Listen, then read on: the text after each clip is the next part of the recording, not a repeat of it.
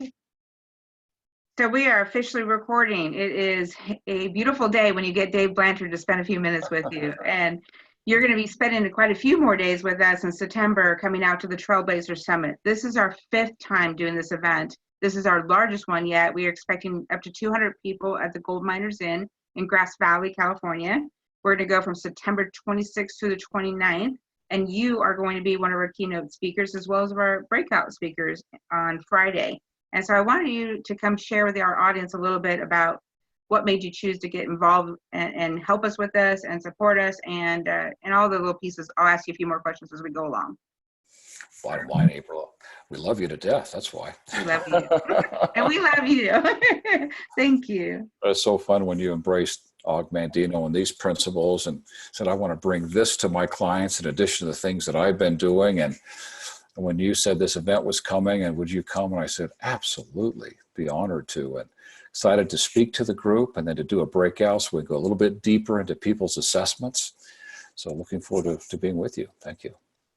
Well, and we were talking deeply about the theme. It's Discover Your Natural Genius. And we were just having a conversation about the whole where this came from, this Discover Your Natural Genius. Will you speak just a minute on that?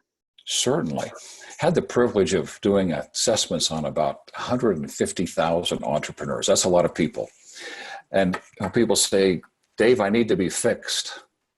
And nobody needs to be fixed. This isn't about fixing people. We have habits of thinking. This is as far upstream as we can go in terms of self-improvement. We've gone from emotions to personality, all the way up to the habits of thinking that absolutely impact all of those things. And when we get to this space and we measure, we discover the habits of thinking that will support a person in accomplishing their dreams and the habits of thinking that will sabotage. It's that simple. The question is, which habits are sabotaging? We say, well, we got a bad habit, right? Well, I need to replace it with a good habit. Well, the good habit is hearing your true voice, even if that's the dominant voice, shutting it off and embracing your natural gifting. So we want to shift over into this natural gifting. And in addition, the most exciting thing we find when we do these assessments, April, and you know this because you've done a number of these. Have you? Is that we find tremendous natural gifting that's already waiting to be accessed, that's often hampered by self-sabotaging internal dialogue that's I'm not worthy, or I'm not good enough, or there's a flaw in my character, or my contribution's not valuable, whatever it might be, that dialogue that talks us out of our own gifting. And we talk to people all the time. We say, oh, can I give you an example real quick? I'll talk about this in my speech. Please. Do you ever procrastinate?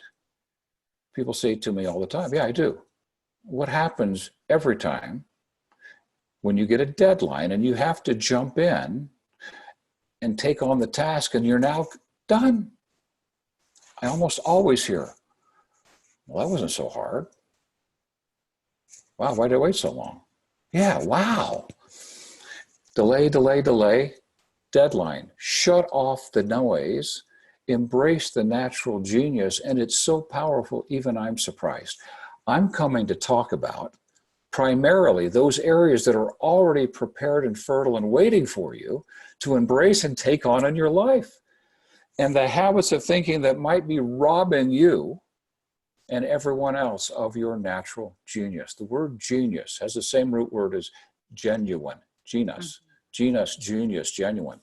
To own your genius. We discover it and then we own it. To own our genius is to be genuine, is to bring that gifting fully to the service of another person. So let us not rob ourselves and everyone else of that which is already waiting for us. And then let's find out what's getting in the way and see if we can't start shifting that dialogue as well so that we can show up completely whole, real, genuine, authentic, anthos hectic, our true self. And isn't that so? The process of creating our dreams. And isn't that so powerful of creating our dreams? The gentleman recently on LinkedIn actually pulled our profile and took the habit finder, and he's with the Department of Real Estate, and he literally broadcast across LinkedIn saying, you've got to take this assessment because there's such a power to it. And so this profile habit finder tool is a way that we help people discover their natural genius, and they can take that before the event. And then you're going to speak on, for your keynote, you're going to speak on some voices that you started to mention just as you were talking. And then in the breakout, you're going to be doing, everybody can bring their own assessment, and you're going to do some actual detailed deep dive into that. Correct? I did this recently, April. It inspired me. I said, I'm going to take this entire group I was speaking to in Anaheim, California, had everybody take the assessment, several hundred people, and we did a group debrief. Now, what's going to happen when you register, you'll have a link to take the assessment. I'm going to take all of those assessments and crunch them into one report. Right. So I'm going to know how many people think similarly. And we're going to have so much fun, because there I said, does anybody ever say to themselves, good grief, do I have to do everything myself to get this done right? And the audience erupted in laughter, because 97% of them had that measurement. We're going to have so much fun going to those that are in common, and then have enough time to answer some questions for those that are in the audience to help you better understand your assessment, because it's the beginning. It's the awareness of, oh my goodness, I'm hearing my dialogue. Ooh, that's not serving me. It's time to start shifting. And that's when you'll step in, April, and you can help them walk through the principles and practices and processes for making those shifts. A whole reframe process that needs to happen. And one of our coaches in our Mandino community has always said, we have a whole different language because we have that awareness, and then we have the ability to start shifting. And so, I wanted you to speak one last thing on the keynote and the voices that you're going to be sharing. And that we had talked about how you wanted to address the different voices and the title of that. Well, it's going to be very interesting, because we know with entrepreneurs, the 7 areas of thinking that they have in common. Mm-hmm. And I'll know from this group how they stack up with those 7. We want to spend a little time with those self-sabotaging dialogue in terms of myself, that conversation we have with ourselves about ourselves. It's the most damning generally. And if we don't hear it, it just continues to plague us. It'll talk us out of our own inspiration. We'll get an inspired idea to talk to someone, then we don't. Why don't we? Do we trust the inspiration, or do we trust that unhealthy habit of thinking talking us out of it? Task I mentioned a moment ago. Do we jump into a task? Do we live in our genius, or does it take a deadline, a huge deadline, to shut this noise off? And one of the specific areas we want to spend time in impacts dream creation. Is the gift to vividly visualize. And it's interesting, most people who have it don't think they have it, because they're using it destructively. Sadly. To fantasize, to go in the future and play out scenarios of what it'll be like when life is all wonderful and peaceful and my bills are all paid and there's plenty of money. Or more commonly in today's world, using it to catastrophize, to worry. Oh, all you worriers, we're going to have so much fun.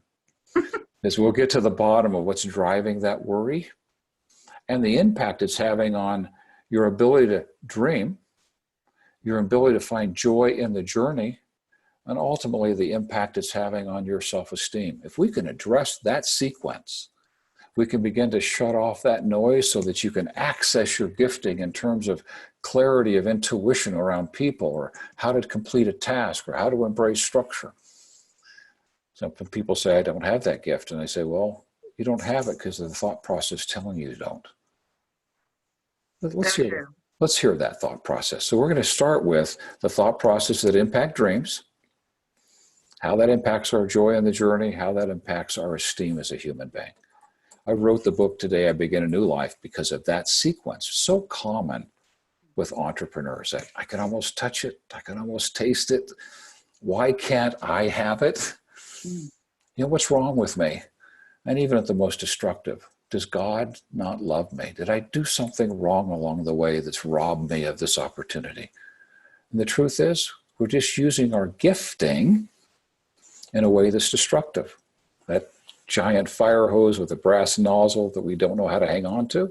Let me show you how to hang on to it. Dave, I couldn't have asked for a better summary of all the details. Is there any last thing that you'd like to share with the audience before they grab a hold of their ticket and they do their debrief and get prepared to come and join us?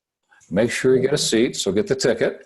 Right. Get the link, take the assessment, print out the summary sheet. So you bring the graphs with you. You don't need all the details. We give you the whole thing when you take the assessment. You get the whole thing for free, right?